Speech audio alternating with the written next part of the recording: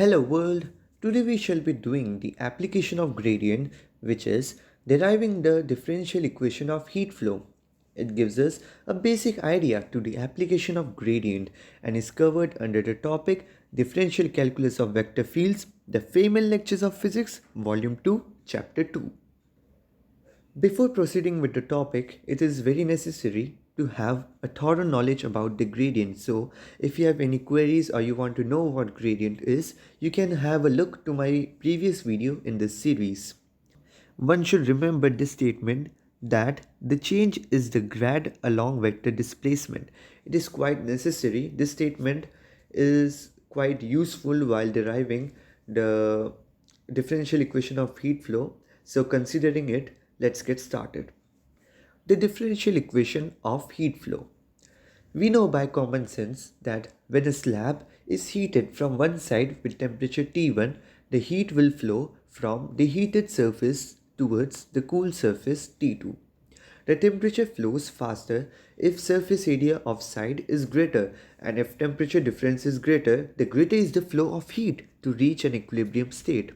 But as distance or length increases, the heat flow decreases. So we can write from the following assumptions that J equals K T2 minus T1 multiplied by A upon D, where J is thermal energy, K is thermal conductivity constant which varies from material to material, T2 is cool side, T1 is heated side, A is the surface plane surface from where the heat is applied, D is the distance between T1 and T2.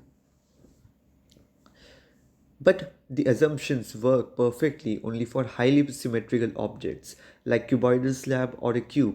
The moment we take an unsymmetrical object or the temperature variation is not constant, we have to take help of differentials. So the very basic thing is to consider it is divided into several small miniature shapes.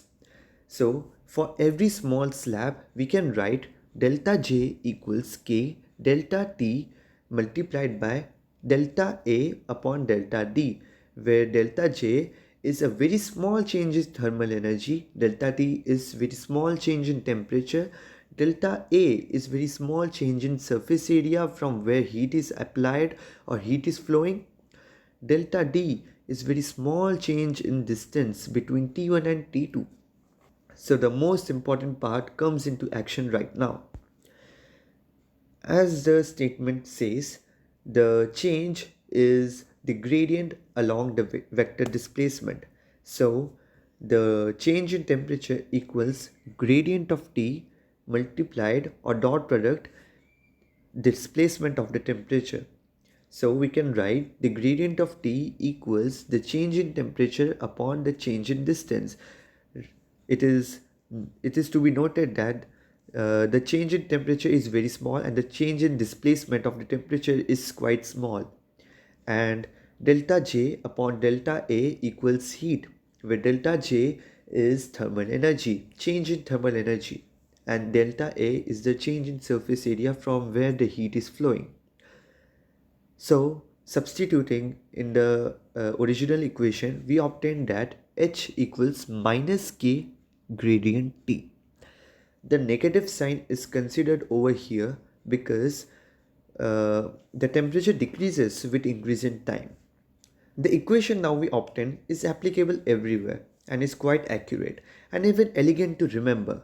So this is application of gradient to the differential equations of heat flow. If you have any queries, the queries are highly appreciated in comment section. Like and subscribe, and thanks for watching.